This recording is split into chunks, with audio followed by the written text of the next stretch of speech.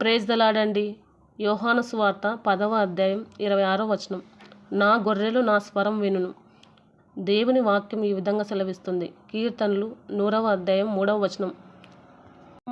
ఆయనే మనల్ని పుట్టించెను, మనం ఆయన వారం, మనం ఆయన ప్రజలము, ఆయన మేపు గొర్రెలం. ఆయన మన ప్రధాన కాపరి, మనం ఆయన గొర్రెలం. గొర్రెలు కాసే కాపర్లను మనం చూస్తూ ఉంటాం. కాపరి స్వరం విని అవి నడుస్తూ ఉంటాయి.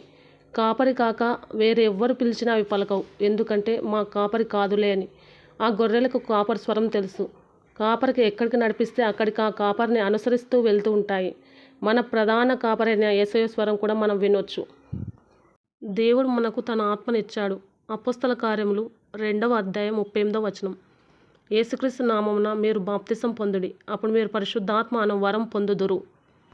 సామెతలు 20వ అధ్యాయం 27వ వచనం. నరుని ఆత్మ యెహోవా పెట్టిన దీపం. రోమా 8వ అధ్యాయం 14వ వచనం. దేవుని ఆత్మ చేత ఎందరు నడిపింపబడుదురో వారందరూ దేవుని కుమారులైందురు.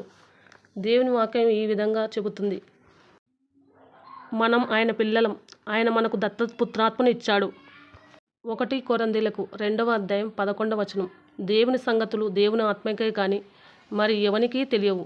ఈ విధంగా దేవుడు నీతో మాట్లాడుతున్న మాటలు దేవుని ఆత్మ స్వయం ద్వారా నీవు గుర్తించవచ్చు. నీవు బైబిల్ చదువుతూ ప్రార్థనలో ఎక్కువ సమయం గడపడం ద్వారా దేవుని స్వరాన్ని వినవచ్చు. వాక్యం ద్వారానే దేవుడు నీతో మాట్లాడతాడు. కాబట్టి వాక్యం ఎక్కువగా చదవాలి. ఇది దేవుని స్వరం అవునా కాదా అని తెలుసుకోవాలంటే దేవుని మాట వాక్యానుసారంగా ఉంటుంది. వాక్యానుసారంగా లేదంటే అది దేవుని స్వరం కాదు. హెబ్రీయులకు రాసిన పత్రిక 1వ అధ్యాయం 1వ వచనం. పూర్వకాలమందు నానా సమయాల్లోనూ నానా విధములుగాను ప్రవక్తల ద్వారా మన పితరులతో మాట్లాడిన దేవుడు ఈ దినముల అంతమందు కుమారుని ద్వారా మనతో మాట్లాడెను. కాబట్టి సేవకులతోనే దేవుడు మాట్లాడతాడు అని అనుకోవద్దు. అందరితో దేవుడు మాట్లాడతాడు. అందరూ దేవుని స్వరం వినొచ్చు. లైక్ చేయండి, షేర్ చేయండి, సబ్స్క్రైబ్ చేయండి. God bless you all.